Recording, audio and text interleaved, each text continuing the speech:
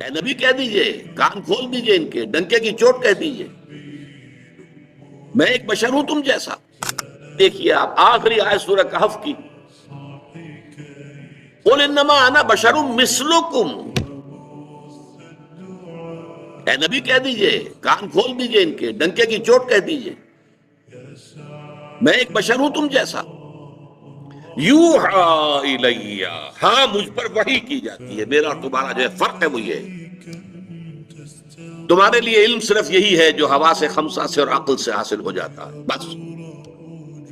میرے پاس ایک اور ذریعہ علم ہے، وہ وحی کا ہے، یوحا الیہ، میں ہوں تو بشر تم جیسا۔ قُلْ إِنَّمَا أَنَا بَشَرٌ مِثْلُكُمْ یوحا الیہ، مجھ پر وحی کی جاتی ہے، انما الہکم الہ واحد، کہ تمہارا الہ تو بس ایک ہی الہ ہے، ایک ہی معبود ہے جو تنہا ہے، اکیلا۔